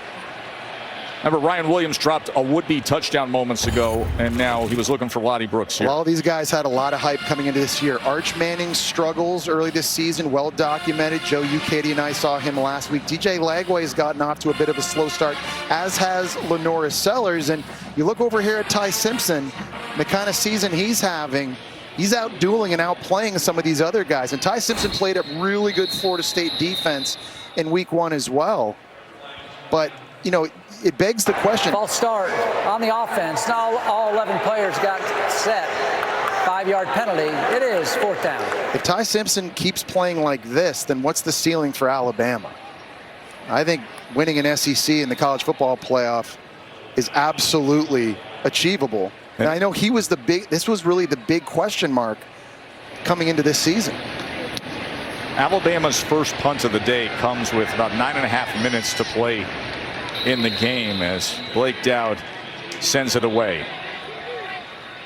Ty Simpson, nearly 400 yards passing. He's at 382, 4 touchdowns. That guy's played a big role. Jeremy Bernard, 38-7, tied, rolling. How teams don't stay the same, they grow into things. We had a good discussion with Coach DeBoer recently about staying the course, being on point with the messaging that he has put forth right through, and Ty Simpson has bought in since the start. He has improved dramatically since the road loss at Florida State. Look at this number here. Second consecutive game, 80% completions, 3 TD passes. Mac Jones, the only other guy to do it. Pretty good company. That message has been simply practice with purpose. Be intentional, really intentional with everything they do. Unstoppable performance is presented by Ram Truck. How good's Bray Hubbard been in the back end here? Interception really early. Remember, that was right after they turned it over on downs. And the hits coming up, defending the run, then getting another interception late. 2 picks for the former high school quarterback. He's counting them off. He has been the back line of defense, and he's really, really leaving his mark early this season, I think, on Bama's defense. 2nd and 4. Wow. And a good run fit that time as Giacomelli is met. You saw Hubbard that time getting in another big shot. Yes. You know, coming up. But just the more reps he gets, and he's getting used to playing the safety position, he's seeing things and playing with reckless abandon. That's my biggest takeaway, I think, defensively. What different from what we saw against Florida State? Guys are just playing aggressive. It's like they're not thinking as much. They're just seeing the ball, they're getting it, they're reacting, they're letting their God-given athletic ability take over. Now, thinking can slow you down when you're out there. You got to know it, live it, breathe it, understand the scheme, and just play it. And that's what they do here with Aker again. Remember, he had the carry on 4th down earlier as he gets another 1st down. What's up, Katie? Yeah, Tess, it's looking like after a fantastic afternoon, Ty Simpson's day is done. Austin Mack and Keelan Russell are both getting in some throws here in the team box. Austin Mack looks like he's up next. Yeah, he's pretty good too, Katie. I mean, you got in the 2nd quarter of their last game against Louisiana Monroe. He threw 2 touchdowns in that one. And I mean, not a lot of quarterbacks look like Austin Mack. He's 6'6", he's 235 pounds, and he is an absolute cannon for an arm. That was very intentional last week with Austin Mack. I know a lot of the reporters down here in Alabama tried to make a lot out of it. And look at the way Ty Simpson's played. Yeah, it's unbelievable. He's thrown, what, 5 incompletions? 2 of them have hit guys right in the face mask, deep down the field. Just a very different demeanor I think we're seeing from Ty Simpson as we go on. And listen, with the defense that they can get, especially if they get healthy with Tim Keenan back and Jamarian Latham back, with all the skill players at receiver for Ty Simpson, if he keeps playing at this level, man, This could be a very, very magical year for Alabama. 2nd and 1 for Danny O'Neal and the Badgers. O'Neal being chased. O'Neal survives it and then lunges ahead for the first down. It was tackled by Keeley. You know, and for Ty Simpson, going back to him, I mean, the situation is good coming into this offense, right? I mean, you've got a center in Parker Brailsford who is going to get all the protection calls and everything dialed up in front of you. You've got a potential top 10 pick, left tackle. You got all this talent at wide receiver that you're seeing today. And you got Ryan Grubb, an outstanding offensive play caller, you know, dialing them up. I mean, it feels like a situation for Ty Simpson is just plug, play, perform. And these last 2 games now, he's doing exactly that. Then you get the break before you play at Georgia. Danny O'Neal takes it ahead. And remember, Georgia is coming your way against Tennessee. The Vols 2-0, number 15. Josh Heupel is with the fans making the entrance there as that Vol walk takes place at Rocky Top, and then they will be running through the Power T at 3:30 right here on ABC against number 6 Georgia. Well, they've lost 8 in a row against the Dogs, so they need to turn that around. Joey Aguilar, to me, has got to have a great day throwing against an outstanding and very talented Georgia secondary. Joey Aguilar, the starting quarterback for Tennessee, with 5 touchdown passes on the year. Oh, that's a good strike to Jaden Ballard. Danny O'Neal to Ballard as he was locked up with Xavier Brown, and Wisconsin with the 41-yard touchdown. But you haven't called Ballard's name at all so far in this game, and this is just a simple go route, one-on-one with Xavier Brown at the top of the screen. He just beats him with speed. Brown never gets his head turned around to locate the football, and Ballard's able to make the catch. This is a guy, Joe, that was the number 5 ranked receiver coming out of high school. He goes to Ohio State, and you walk into a room, and Garrett Wilson's there. Chris Olave's there. Jackson Smith and Jigba, Emeka Ibuka, Marvin Harrison, and Jeremiah Smith shows up last year. And it's just hard to get on the field. So he comes to Madison to get an opportunity. And great to see him making a play. And it was an impressive play and a good throw. Guy who started his career at Ohio State. Grew up in the great tradition of Massillon, Ohio. So many great stars have come there through the years, and he's their all-time leader in career receiving yards at that tradition-rich high school. Glad you're with us for this great day of action, watching the SEC on ABC, and it's going to continue with Joey Aguilar, the California kid. He is loving just capturing every moment of what it feels like to play in like a heavyweight clash in this conference. That'll be coming up against Georgia right here on ABC. Let's go to the studio to Kevin. What's up, my man? Tess, AT&T, keeping fans connected as we take a look. ESPN app, back to you. That was Haynes King with the 1-yard touchdown run that put Georgia Tech ahead by 7. Austin Mack now playing quarterback for Alabama, as he did a week ago, and A.K. Deere, the true freshman, in the game at running back. All right, let's talk about Austin Mack. Last week, he goes 8 of 10, 80 yards, a couple of touchdowns. Coach DeBoer said everybody wants to make something out of it. It became a story that was bigger than it needs to be, but a good, solid, big-bodied backup to Ty Simpson. Yeah, I was trying to kind of light a fire under Ty Simpson a little bit, stay competitive, make sure you're paying attention in meetings and practicing good habits, and it certainly worked. But this Austin Mack, man, just when it comes to the physical things, you just don't see a lot of guys like him. Part of the system at Washington that Ryan Grubb was running, and now here at Alabama, A.K. Deere on the carry. It'll be 3rd and 1. Yeah, and A.K. Deere is pretty good too. He was the number 2 running back coming out of high school. He's only a true freshman. He ripped off the 56-yard touchdown run against Louisiana Monroe as well. This backfield absolutely loaded with 5-star talent.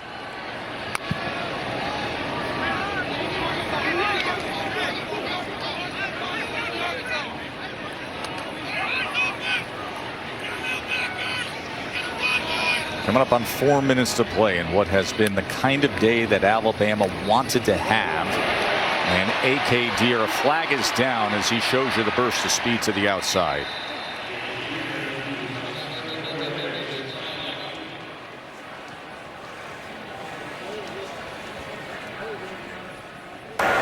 Illegal formation on the offense, 5 or more in the backfield.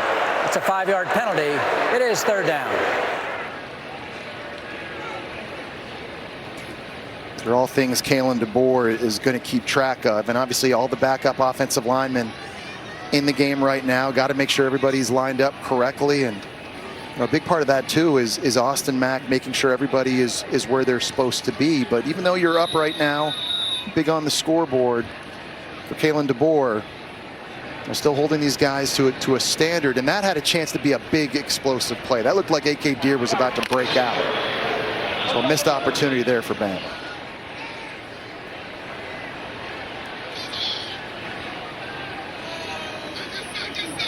Daniel Hill, the big bruising running back, is in. Here's Austin Mack on 3rd and 6 as that was denied and batted away by Wisconsin's Ricardo Holman, who was on the receiving end of Caden Proctor's block of the day downfield earlier. Well, Bama fans will be happy with this result today, and they will probably be in an okay mood, at least for the next 2 weeks. But, I mean, this thing gets real in 2 weeks when they go on the road and take on Georgia. You see kind of these upcoming games. Remember, Vanderbilt beat them a year ago. You got to go to a top 10, 25 Missouri. Tennessee beat them a year ago as well.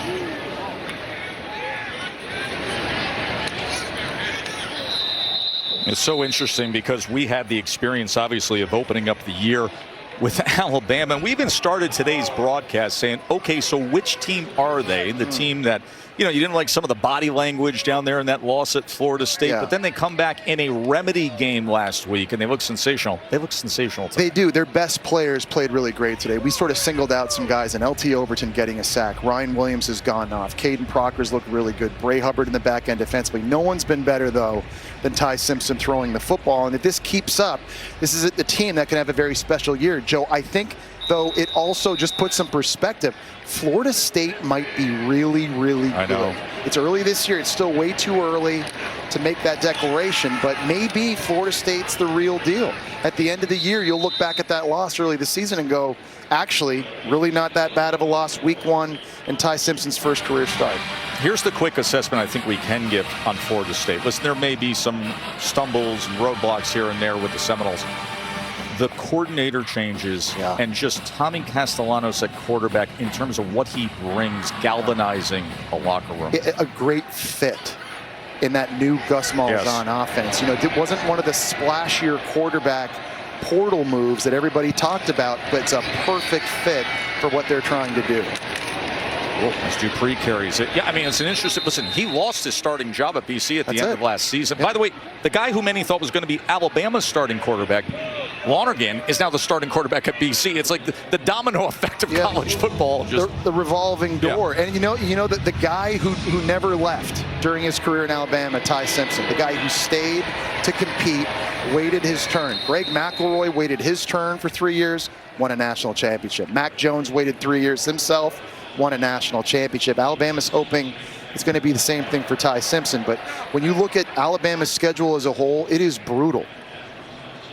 Of course, McElroy, the Saban era began with 2009, 2 years into it, the BCS with Greg McElroy leading the way, and then A.J. McCarron and Blake Sims and Coker and Tua, Mac Jones, Bryce Young. We saw Jalen last year, and now Ty Simpson looking to have that starring role. 4 touchdown passes today. 2-minute timeout from here in Tuscaloosa. We will take it home when we return.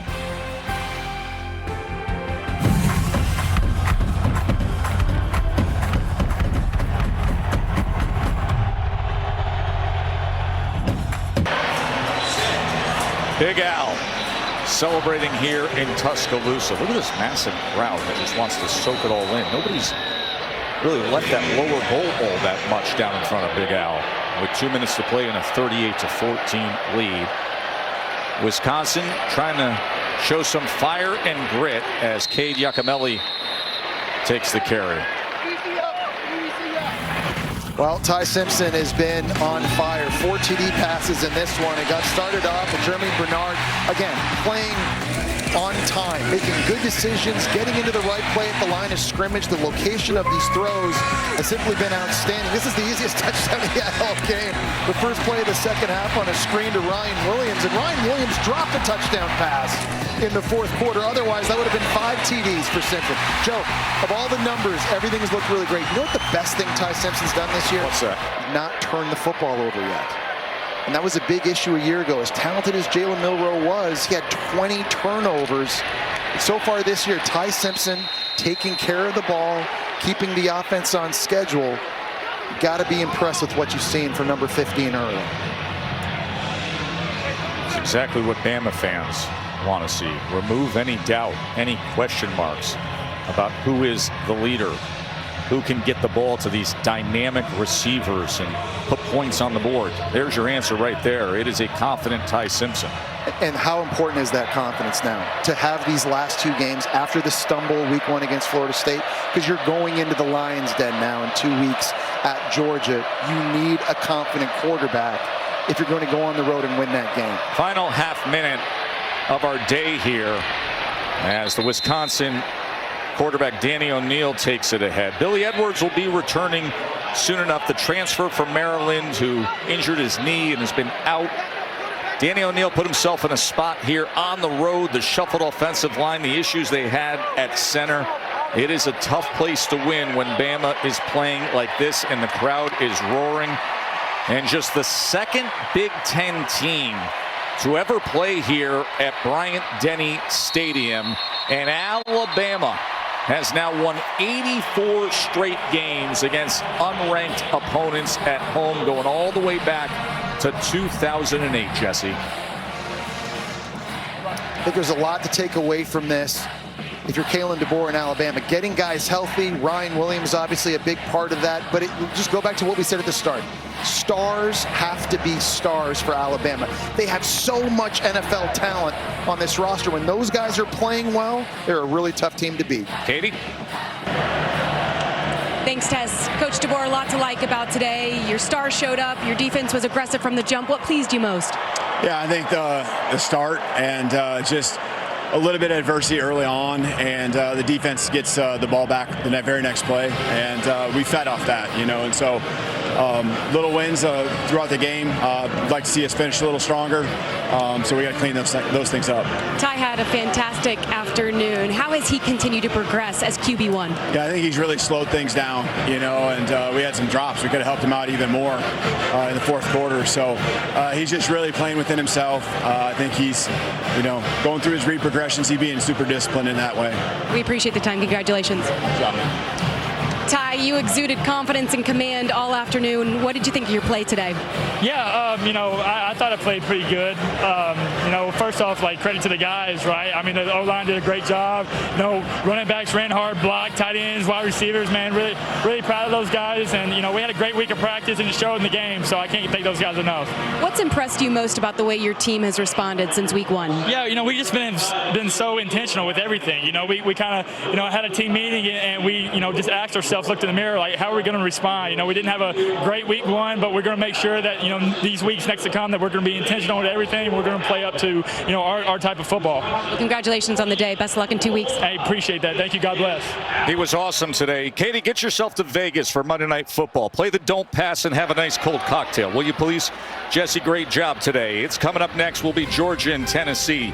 Our final here, Alabama 38-14 on a day when Ty Simpson went for 382 yards and 4 touchdown passes. Let's get you back to the College Football Scoreboard studio with Kevin.